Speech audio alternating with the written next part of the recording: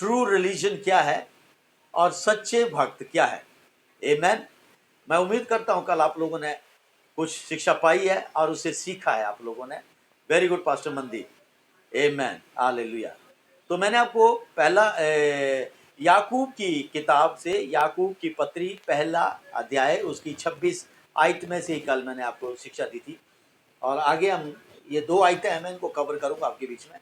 मैं आपको इसको कंक्लूड करना चाहता हूं कि कल हमने क्या सीखा है सच्चे धर्म के बारे में, और सच्चा भक्त क्या है, प्रभु के जो विश्वासी होते हैं, सच्चे मसीह कौन होते हैं और किस तरह की जीवन शैली है, ये उसके बारे में हम शिक्षा पा रहे हैं। पहली बारी शिक्षा पा रहे हैं चर्च, ये ध्यान रखना। तो मैं चाहता हूं आप अपने इसको नोट्स बनाएं और अन्य लोगों को भी शिक्षा दें। याकूब 1:26, यदि कोई अपने आप को भक्त समझे और अपनी जीभ पर लगाम ना दे, यदि कोई अपने आप को भक्त समझे और वह अपनी जीभ पर लगाम ना दे।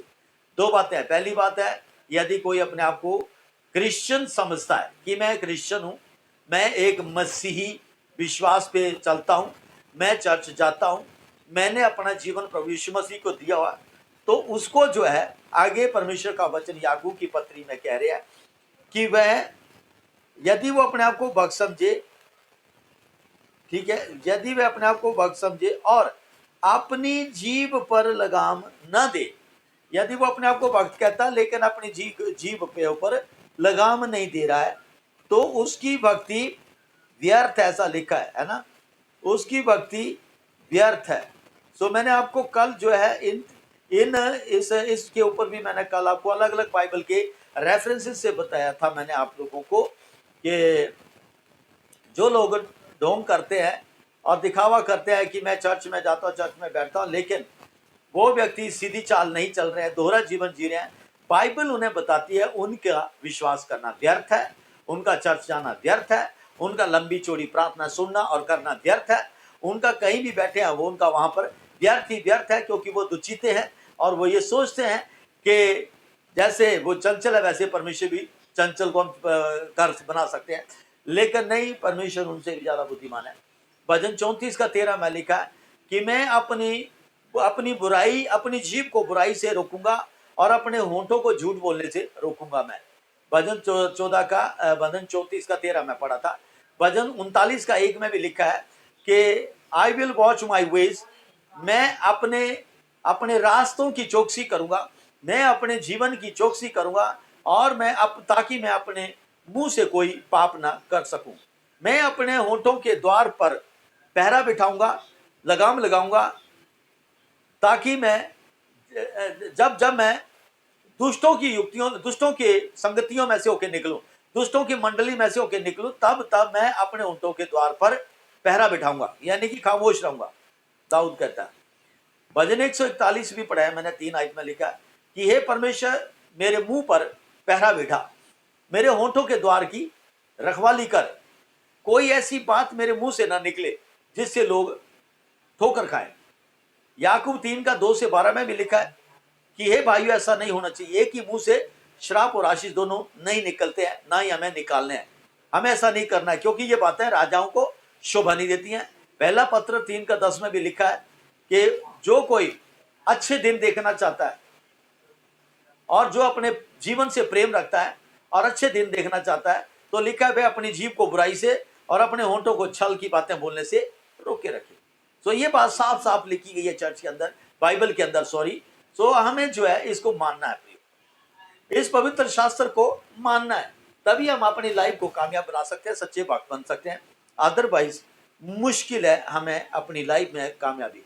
जो भी प्रार्थना हम कर रहे हैं, अगर लाइफ दोहरी है, एक भी नहीं सुनी जाएगी। जो भी हम प्रार्थना करते हैं, जहां भी चर्च में अटेंड करते हैं, चाहे बाइबल पढ़ने का दिखावा करते हैं, सब कुछ व्यर्थ है प्रियो, और उल्टा पीड़ा, दुख, तकलीफें अपने जीवन में हम बटोरते हैं। सो ये भाग परमेश्वर नहीं चाहता कि उसके लोग, जो लोग उसके नाम का अंगीकार करते हैं, वो इन बातों को बोले। पहला कुरिन्थियों 3:13 में भी लिखा है कि यदि मैं भविष्यवाणी करूं, और यदि मैं अपनी संपत्ति कंगालों को खिला दूं, और यदि मैं कह रहा स्वर्गदूतों की बोलियां बोलूं और अपनी देह भी जलाने को दे दूं, लेकिन मैं प्रेम न रखूं, तो कुछ भी नहीं, व्यर्थ हूं, झंझना थी जांजू और टंटाता पीतलू। और फिर उसके बाद मैंने आपको बताया पहला यूहन्ना उसका 1 अध्याय उसकी 5-6 में वहां लिखा है, यदि कोई कहता है कि मेरी सहभागिता परमेश्वर से है लेकिन वो अपने भाई से बैर रखता है तो प्रभु का वचन कहता है वो झूठा है। समझ गए मेरी बात? तो यहां पर हम सच्चे धर्म की बात, एक सच्चे भक्त की बात कर रहे हैं भाव यहां पर कि सच्चा भक्त कौन बन सकता है। मुश्किल नहीं है प्रियो सच्चाई पे चलना। सच्चाई पे चलना बहुत आसान है। बस सिर्फ यहाँ की हाँ ना की ना बोलो, जो है उसमें संतुष्ट रहो, धन्यवादी बने रहो। प्रभु उपाय करते हैं और करते आए हैं और करते रहेंगे। आमीन, हालेलुया। तो यहाँ पर जो मैंने 26 आयत को समझाया, मैं उम्मीद करता हूँ आपने सच्चे भक्त का बारे में एक तस्वीर सीख ली है, एक पहचान आपने जान ली है। आमीन। अगर आपने सीखा है तो अपना हाथ हिलाए, मुझे बताएं कि मैं सीख रहा हूं। आगे चलते हम 27 आयत। हमारे परमेश्वर पिता के निकट शुद्ध और निर्मल भक्ति यह है कि हमारे परमेश्वर पिता के निकट सच्ची भक्ति क्या है उसके बारे में बाइबल में क्या लिखा है, सच्चा धर्म क्या है। इंग्लिश की बाइबल में लिखा है ट्रू रिलीजन।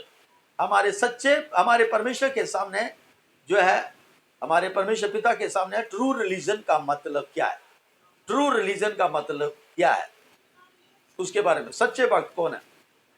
तो इसका पहला पॉइंट है case study number 1, those who consider themselves righteous, religious और ट्रू क्रिश्चियन, और सच्चे विश्वासी कहते हैं अपने आप को, and yet do not keep a tight rain, वो अपनी जुबान पर लगाम नहीं रखते हैं या अपनी जुबान को सही इस्तेमाल नहीं करते हैं, तो वह अपने आप को और अपने दूसरे लोगों को और परमेश्वर को धोखा देते हैं।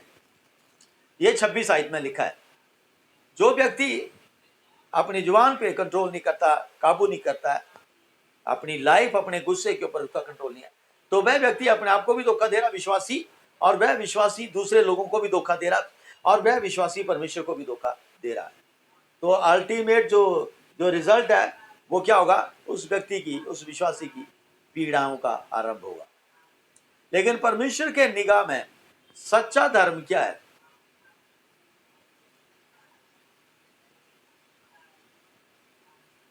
परमेश्वर की निगाह में सच्चा धर्म क्या है, सच्ची भक्ति क्या है। Point number 2, case study number 2 में आपको बता रहा हूं। सच्चा धर्म और सच्ची भक्ति जिसे हमारा परमेश्वर ग्रहण करता है वह ये है, कौन सी है? नंबर 1 पवित्र है, नंबर 2 निर्मल लाइफस्टाइल है, नंबर 3 शुद्ध जीवन शैली है, नंबर 4 निर्दोष जीवन शैली है, नंबर 5 निष्कलंक जीवन शैली है, नंबर 6 सुनाम जीवन शैली है, नंबर 7 बिना दाग की या बिना धब्बे की, बिना स्वार्थ की जीवन शैली है। ये बोलने में काफी शब्द हैं लेकिन लागू करने में चुटकियों में हो जाते हैं। जो परमेश्वर पिता के नजदीक 27 आयत में लिखा है, परमेश्वर पिता के निकट जो है सच्चा धर्म क्या है, शुद्ध भक्ति क्या है, सच्चा धर्म क्या है, शुद्ध निर्मल भक्ति ये है। जो आपका जो जीवन शैली है शुद्ध होनी चाहिए, यानी कि पहली बात देखिए पवित्र होनी चाहिए। एक सच्चे भक्त को अपने लाइफ को पवित्र रखना है, हर बात में, आंखों से, कानों से, विचारों से, शब्दों से, कामों से और कदमों से और देह से और व्यवहार से अपने आप को पवित्र बनाए रखना। मैं ये नहीं कहता हूं कि आपसे गलती नहीं हो सकती है या क्रिश्चियन गलतियां नहीं करते हैं, क्रिश्चियन से गलतियां होती हैं, लेकिन अगर वो सच्चा भक्त है और उसके अंदर परमेश्वर का भय है तो वो क्रिश्चियन क्या कहेगा, प्रभु मुझे क्षमा कर, मेरे से जानने में ही गलती हुई। इससे पहले कि वो गलती जो है कैंसर का रूप ले ले या उसे याद ना रहे, वो माफी मांग लेता है और फिर से अपने आप को पवित्र आत्मा के साथ जोड़ देता है। पर इस तरह से वो अपनी लाइफ को रोज विजय के उत्सव में लिए चलता है। इसलिए लिखा है मत्ती 6 में, इसलिए कह रहा आज के लिए आज ही का दुख बहुत है, कल की चिंता कल अपने आप कर लेगा, आज के लिए आज ही का। सो हमें जो अगर प्रभु ने सुबह उठाया तो हमें अपने जीवन की जिम्मेवारी लेनी है कि प्रभु मैं अपनी आंखों से पाप नहीं करूंगा, मैं अपने मुंह से गलत बात नहीं बोलूंगा, पाप नहीं करूंगा, छल नहीं करूंगा, धोखा नहीं दूंगा, झूठ नहीं बोलूंगा, हेरा फेरी नहीं करूंगा, कोई दोष नहीं दूंगा, अपने हृदय मन के अंदर किसी के विरुद्ध कोई कड़वाहट नहीं रखूंगा। इसे कहते हैं रोज आपको अपने जीवन को पवित्र जीने का निर्णय करना है। यहां पर रोमियो 12 अध्याय उसकी 1 आयत और 2 आयत अप्लाई होती है। रोमियो 12 का 1, वहां लिखा है, हे प्रियो, यहां चर्च से बात करता पौलुस कह रहा है, मैं परमेश्वर की दया स्मरण दिलाकर तुमसे विनती करता हूं कि तुम अपने अपने शरीरों को जीवित, पवित्र और परमेश्वर का भावता हुआ बलिदान करके चढ़ाओ, यही तुम्हारी और मेरी आत्मिक सेवा है। कितने दिनों के लिए? रोज की, रोज की। हालेलुया। वहां एक बड़ी अच्छी बात लिखी है कि जब तुम अपने शरीरों को जीवित, पवित्र और भावता हुआ बलिदान करके चढ़ाते हैं तो परमेश्वर कहता है ये तुम्हारी आत्मिक सेवा है, ये तुम्हारी आत्मिक सेवा है, यानी कि ये हमारा स्पिरिचुअल एक्ट ऑफ वर्शिप है। इंग्लिश में लिखा है this is the spiritual act of worship. और जब एक व्यक्ति, एक विश्वासी रोज अपने शरीर को जीवित, नंबर 1 जीवित, नंबर 2 पवित्र और नंबर 3 परमेश्वर को भाता हुआ, चाहता हुआ, खुश करता हुआ, परमेश्वर को प्रसन्न करता हुआ रोज हम बलिदान चढ़ा रहे हैं, तो परमेश्वर क्या है? खुश होते हैं, प्रसन्न होते हैं। हालेलुया। और ब्लेसिंग करते हैं। अगर आप अपने शरीर को दिखा रहे हैं कि मैं अपनी देह भी जलाने को दे रहा हूं, लेकिन अपने अंदर कड़वाहट रखी हुई, अगर आप किसी की सहायता भी कर रहे हैं लेकिन मन में उसके विरुद्ध स्वार्थ है कि मेरा मतलब ही निकलना चाहिए उससे, अगर आप किसी के साथ जा रहे हैं लेकिन उसको आप लूटने के लिए, उसको धोखा देने के लिए कि कोई नहीं, मैं इसको देख लूंगा रास्ते में, या उसके घर को मैं देख लूंगा, उसके बाद उसके घर जाऊंगा और उसके बीवी बच्चे परिवार है उसको मैं धोखा दूंगा। सो प्रियो, ऐसे लोगों की भक्ति व्यर्थ है। ऐसे चर्च के मेंबर जो है उनकी भक्ति व्यर्थ है, वो सच्चे भक्त नहीं बन सकते हैं। अगर एक विश्वासी कहता है मैं प्रभु पे विश्वास करता हूं, हमारे साथ प्रार्थना में भी बैठता है, हमारे साथ संगतियों में भी बैठता है, हमारे साथ बाइबल स्टडी में भी बैठता है, हमारे साथ शिक्षाओं में भी बैठता है, लेकिन उन सारी शिक्षाओं और प्रार्थनाओं और संगतियों में जो सीखा जाता है उसको अपने जीवन में वो लागू नहीं कर रहा व्यक्ति, तो उसकी भक्ति व्यर्थ है, उसका धर्म व्यर्थ है, झूठा वो, और वो उसमें सत्य नहीं है लिखा है। वो शैतान को मानता है, शैतान उसका प्रभु है, इसलिए शैतान शुरू से झूठा है करा और झूठ का पिता हो, इसलिए ऐसे लोग उनके शैतान के हाथ में पड़े रहते हैं और उन्हें पता भी नहीं चलता कि कब उनके ऊपर जो है विनाश आ गया, कब संकट आ गया, पता भी नहीं चलता। उनके घरों में नरक का माहौल बना रहता है, खिचड़ी बनी रहती है, लड़ाई झगड़े का चार्ज रहते हैं वहां पर, कोई पता नहीं चलता कब क्या हो जाएगा, एक दूसरे से डरते रहते हैं। तो ये है प्रियो जो झूठी लाइफ जी रहे हैं ना, दोहरा जीवन जीने वाले लोग। लेकिन परमेश्वर का वचन हमें साफ साफ कहता है, मैं हैरान होता हूं इन चीजों को जब मैं सोचता हूं ना कि प्रभु आपके वचन के अंदर तो सब कुछ लिखा हुआ है, जो हमें जीवन और भक्ति से चाहिए ना वो तो सब कुछ लिखा है, फिर लोग फिर भी झूठ क्यों बोलते हैं, लोग व्यभिचार क्यों करते हैं, लोग हेरा फेरियां क्यों करते हैं, लोग नशे पत्ते क्यों करते हैं। मैं चर्च की बात तुम कर रहा हूं, चर्च के लोग लड़ाई झगड़े क्यों करते हैं, चर्च के लोग रीति रिवाजों में क्यों पड़े हुए हैं। बाइबल के अंदर तो सारी बातें लिखी है। इसका मतलब यही है कि वो बाइबल को समझते नहीं है, इसका मतलब यही है कि बाइबल को पहचानते नहीं है, इसका मतलब यही है कि वो बाइबल को पढ़ते नहीं है, इसका मतलब यही है कि वो बाइबल के साथ चलते नहीं है, वो संसार के साथ चलते हैं, इसीलिए उनके पास संसार का ज्ञान है जिसमें परमेश्वर नहीं है। इसलिए चर्च, यही वजह है कि चर्च के अंदर धोखा क्यों है। अगर सारे मेंबर जो है हमारे सीएफटी चर्च के सारे मेंबर डेली 4 अध्याय पढ़ने लग जाए और समझने लग जाए, तो क्या सीएफटी चर्च जो है इनमें से एक भी मेंबर पीछे जाएगा? बोलिए पास्टर धीरपाल जी, कोई मेंबर छोड़ के जाएगा? नहीं जाएगा। पास्टर मनदीप मना कर रहे है ना, हालेलुया। डिग्नेस नेहा जाएगा कि नहीं जाएगा? नहीं जाएगा। अगर सारे लोग 4 अध्याय डेली पढ़ रहे हैं और उन्हें समझ रहे हैं और उसके अनुसार प्रार्थना कर रहे हैं, तो कोई भी इस चर्च को छोड़ के नहीं जाएगा प्रियो, क्योंकि उन्हें पता लग गया कि बाइबल को पढ़ना और बाइबल को समझना और बाइबल को लागू करना क्या है। वो कभी भरमाए नहीं जाएंगे, ना ही वो कभी बैकस्लाइड होंगे, ना ही वो किसी चक्कर में पड़ेंगे, ना ही वो इधर उधर चर्चा बदलते फिरेंगे। उसके साथ साथ ये चर्च जो है 4 अध्याय के साथ साथ डेली सुबह शाम संगति करती है। अगर एक विश्वासी इस चर्च का मेंबर जो है डेली ईमानदारी के साथ, इमरजेंसी अलग बात होती है, ईमानदारी के साथ इन दोनों समय में अपने आप को टाइम निकाल रहा है और बैठ रहा है और संगतियां कर रहा है। अब तो प्रियो मैं किसी को नहीं बुलाता हूं कि चंडीगढ़ में आओ प्रार्थना करने के लिए, मैं आपको नहीं बुलाता हूं कि फलानी जगह पे जाओ आप प्रार्थना करने के लिए।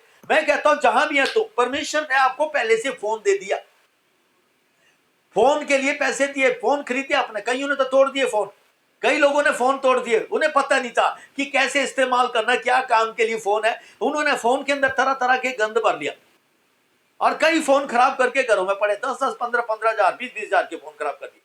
लेकिन अब वही चर्च के मेंबर हमारे साथ बैठे हुए, हालेलुया।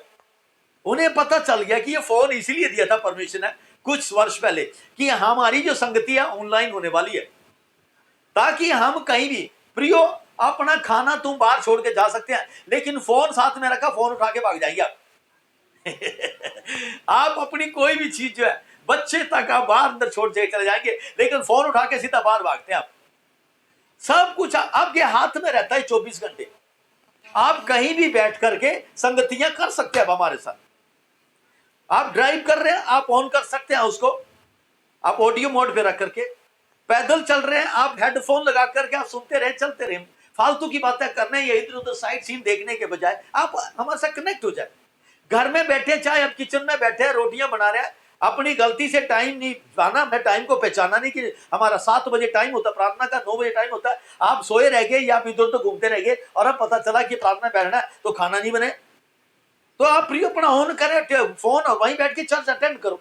आपको मैं ये नहीं कह रहा रोटी पकाते पकाते आप चंडीगढ़ आओ, मैं ये नहीं कह रहा आप लोगों को कि आटा पीसते पीसते आप चंडीगढ़ आओ प्रार्थना के लिए।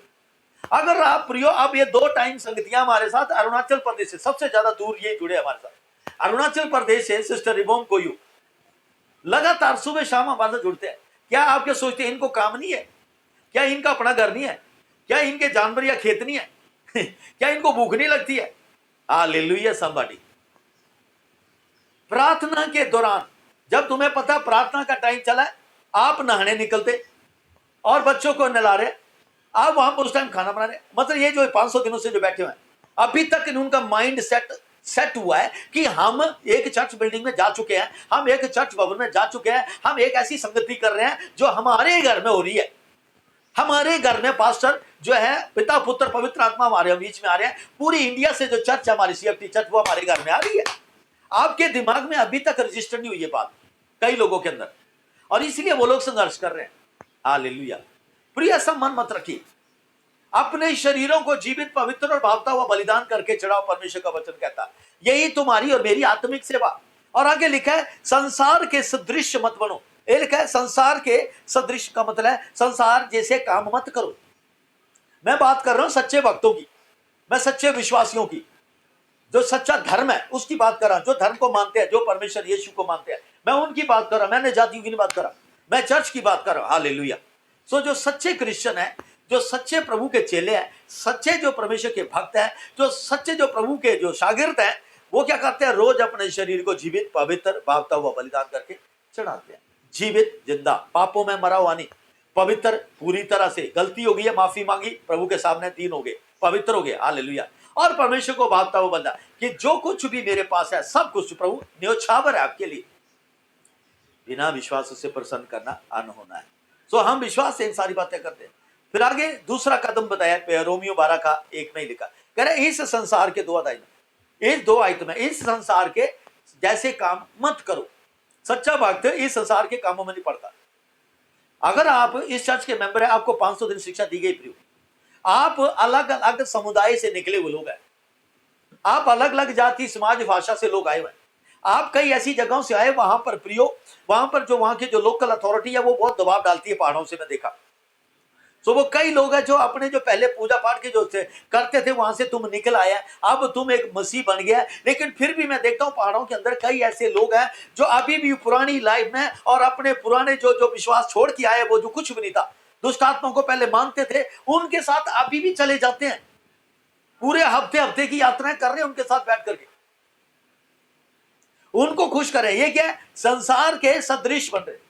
उन विश्वासियों को अब ये नहीं होश आ रही है कि बाइबल दी गई है, बाइबल के अंदर हमारी एक एक बात लिखी है। पहला पत्र प्रियो, उसका दूसरा पत्र, उसका पहला अध्याय, उसकी 3 आयत में लिखा है। वहां पर लिखा है कि दूसरा पत्र 3 अध्याय, वहां पर लिखा है जो कुछ भी हमारे जीवन से और भक्ति से जुड़ी हुई बातें हैं वो परमेश्वर ने हमें दे दी है।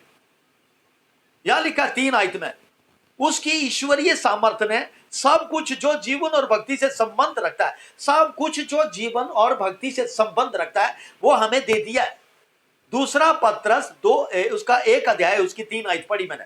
2 पीटर चैप्टर 1 उसकी वर्स 3, वहां पे लिखा है कि परमेश्वर की ईश्वरीय सामर्थ्य है, परमेश्वर की उस डिवाइन पावर, इंग्लिश में लिखा है, यहां ईश्वरीय सामर्थ्य लिखा है, लेकिन इंग्लिश में लिखा है divine power. His divine power has given us, hallelujah, his divine power has given us all. जो हमारे जीवन और हमारे भक्ति से जुड़ी हुई बातें हैं, वो सब कुछ परमेश्वर ने हमें दे दिया प्रियो। सो आपके जीवन से जुड़ी हुई हर बात जो है परमेश्वर ने अद्भुत तरीके से हमें दे दिया, उस अद्भुत सामर्थ्य ने हमें दे दिया, और हमारी जो भक्ति से जुड़ी हुई बात है वो भी हमें दे चुका परमेश्वर। अब सवाल ये उठता है कि मैं कैसे जानूं कहां है वो चीजें, मेरे जीवन से जुड़ी हुई सारे मुद्दे और मेरी भक्ति से जुड़े हुए सारे मुद्दे कहां पर है। सवाल ये उठता है इसी आयत के अंदर, और उसका उत्तर भी इसी आयत के अंदर है। उत्तर लिखा है जो हमारे जीवन और भक्ति से जुड़ी बातें हैं, उन सारे मुद्दों का हल परमेश्वर ने हमें दे दिया है। किसमें? Through our knowledge of him. यह लिखा वहां पर कि परमेश्वर के वचन के ज्ञान के द्वारा, परमेश्वर के वचन के ज्ञान के द्वारा, पवित्र शास्त्र के थोरोली ज्ञान के द्वारा।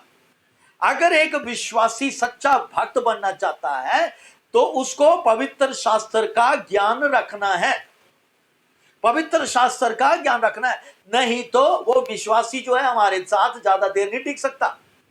जैसे और चले गए वैसे वो भी चला जाएगा एक दिन। और मैं नहीं चाहता हूं कि ये लोग जो जिन्होंने 500 दिनों का आंकड़ा पार कर लिया है, अब वो पीछे चले जाएं, इधरों दूसरी कलीसियों में जाके बैठे और वहां पर अपने आप को लुटाएं और उन्हें लुटें, धोखा दें या धोखा खाएं। हालेलुया। आपका यह निर्णय होना चाहिए कि प्रभु आप मेरा जीना और मेरा मरना भी इसी कलीसिया के साथ होगा, और मैं आपकी महिमा को पूरा करूंगा, आपके दर्शन को सीएफटी चर्च के साथ जहां भी रहूंगा। हालेलुया। क्योंकि आपकी आंखें खुली हैं यहां पर, आपके कान खुले हैं यहां पर, आपका जीवन खुला, आपके परिवार, आपके बच्चे सारे बैठे हैं। हालेलुया। सो क्या है कि हम जीवन और भक्ति से जुड़ी बात को कैसे ले सकते हैं? परमेश्वर के वचनों को पढ़ करके, परमेश्वर के वचनों का ज्ञान, through our knowledge of him, यहां लिखा है उसके वचन के ज्ञान के द्वारा, यानी कि उसके विषय का जो ज्ञान हमारे अंदर आएगा, तभी हमें पता चलेगा कि हमारे जीवन के बारे में परमेश्वर ने क्या लिखा है, और हमारी भक्ति के जीवन के बारे में परमेश्वर ने क्या लिखा है, पति पत्नी के रिश्ते के बारे में क्या लिखा है, और एक सेवकाई के बारे में परमेश्वर के वचन में क्या लिखा है, प्रार्थना कैसे करनी है उसके बारे में क्या लिखा है, और दूसरों के लिए सहायता कैसे करनी है पवित्र आत्मा वचन में क्या लिखा है। ये सारा ज्ञान अगर आपके पास होगा तभी आप कर पाओगे। अगर ज्ञान नहीं है तो क्या करोगे? पास्टर जी प्रार्थना करोगे, जहीं भी कहीं भी खड़े जाएंगे प्रार्थना ही करवाते रहोगे, प्रार्थना ही करवाते रहोगे। लिखा है यहां पर हालेलुया कि उसके वचन के ज्ञान के द्वारा, थ्रू नॉलेज ऑफ हिम, जिसने हमें अपनी महिमा के उस अच्छे भले कामों के लिए बुलाया है, अच्छे भले कामों के लिए बुलाया है। हालेलुया। यहां पे लिखा है इसकी 8 आयत में, 9 आयत में लिखा है इसी की, दूसरा पत्रस 1 अध्याय उसकी 9 आयत, वहां लिखा है but whoever does not have them is near sighted. और लिखा है जो कोई ये बातें नहीं रखता है, क्योंकि जिसमें ये सब बातें नहीं है वह अंधा है, वह विश्वासी धुंधला देखता है, और वह विश्वासी अपने पिछले पापों से धुलकर शुद्ध होने को भूल बैठा। जिस विश्वासी के अंदर परमेश्वर के वचनों का पूरा पूरा ज्ञान नहीं है कि उसके लिए वचनों में क्या लिखा है जीवन और भक्ति से जुड़ी हर बात के लिए, तो वह विश्वासी कैसा है? अंधा है। वह विश्वासी कैसा है? आंखों से धुंधला देखता है। और वह विश्वासी क्या है? वो अपने पिछले पापों से धुलकर शुद्ध होने को भूल बैठा है। सो चर्च, माय डियर फ्रेंड, आप सीख लीजिए इस बात को कि एक सच्चा भक्त जो है परमेश्वर के ज्ञान से ही सच्चा भक्त बनेगा, उसको लागू करने से सच्चा भक्त बनेगा। हालेलुया। इधर उधर चर्चेस बदलने से नहीं करेगा सच्चा भक्त। ये ध्यान रखना, आप सीएफटी चर्च के अंदर है और आपको ये सारी शिक्षाएं जो है विस्तार पूर्वक दी जाती हैं ताकि आप एक सिद्धता का जीवन जिए। तो मैंने आपको सच्चा धर्म और सच्चे भक्त के बारे में आपको बताया कि उसका जीवन पवित्र है, वह निर्मल जीवन, शायद इसका निर्मल उसका स्वभाव रहता है, शुद्ध उसका मन होता है, निष्कलंक, कोई कलंक नहीं उसके ऊपर है। सुनाम है, वो आस पड़ोस में भी, घर में भी उसका नाम अच्छा है, आदर के नाम से लिया जाता है। कोई भी उसके ऊपर कलंक नहीं है, दाग नहीं है, कोई धब्बा नहीं है उसकी लाइफ में, शुद्ध है बिल्कुल। अगर कोई कहता है जी पहले करता था अब भी कर ले, हाँ करता था लेकिन अब नहीं, शुद्ध हो चुका हूं। हालेलुया, प्रभु ने मुझे आजाद किया, शुद्ध किया। हालेलुया। और उसके अंदर स्वार्थ नहीं है, वो जब भी किसी की सहायता करेगा निस्वार्थ करेगा। जब भी कहीं जाएगा किसी की सहायता के लिए, वो अपने मतलब के लिए नहीं जाएगा, उसके दूसरे के जाएगा, चाहे उसे वहां नुकसान उठाना पड़े। ये है वो लोग, सच्चे भक्त लोग। और इसी बात को परमेश्वर, इन्हीं कामों को परमेश्वर जो है ट्रू रिलीजन कहता है।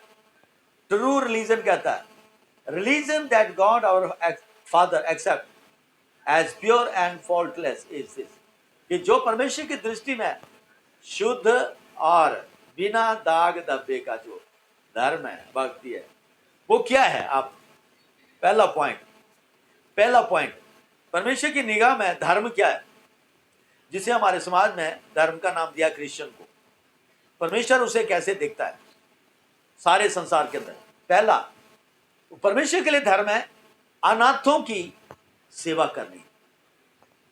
परमेश्वर के लिए धर्म है जो अनाथ है उनका ख्याल रखना, जो कंगाल है उनकी सहायता करनी, उनके लिए अपनी मुट्ठी खोलनी, उनकी शुद्धि लेनी, उनके लिए अपने दरवाजे नहीं बंद करने। अगर वो मांगते हैं, अगर आपकी पहुंच है, दो उन्हें, जो कुछ भी आपके पास है उसमें से शेयर करो। अनाथों, कंगालों के, जरूरतमंदों की बात कर रहा मैं। आपके बीच में कोई जरूरतमंद है, उसकी जरूरत है और आपको पता लग गया और आपको बताया भी गया, लेकिन आप अपनी मुट्ठी खोल रहे हैं, मैं क्यों दूं, मैं नहीं दूंगा, ये मेरे बच्चे के पास दो हैं, मैं उसको दे दिया तो एक रह जाएगी, उसके पास एक भी नहीं है। हालेलुया। सो अगर तुम ऐसा सोच रखे, आप सच्चे भक्त नहीं बन सकते। जरूरतमंदों की सहायता करनी, ये परमेश्वर की निगाह में सच्चा धर्म है। बीमारों की शुद्धि लेनी, ये सच्चा धर्म है परमेश्वर की निगाह में। बीमारों की शुद्धि लेनी, बेसहारों की शुद्धि लेनी, परमेश्वर के निगाह में सच्चा धर्म है। धर्म क्रिश्चियन नहीं है, ध्यान रखना। ये जो धर्म बना है हमारे समाज के अंदर, ये धर्म नहीं है, बाइबल इसे धर्म नहीं कहती है, ध्यान रखना। हालेलुया। ध्यान रखना, परमेश्वर की नजर में सच्चा धर्म। यहां देखिए मत्ती रची सुसमाचार 25 अध्याय उसकी 35 आई।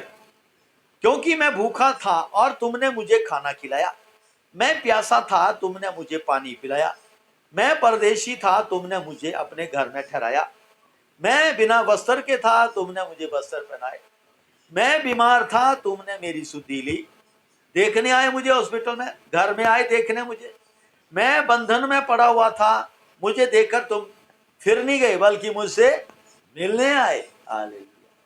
25 का 35 से 36 तक पढ़ा।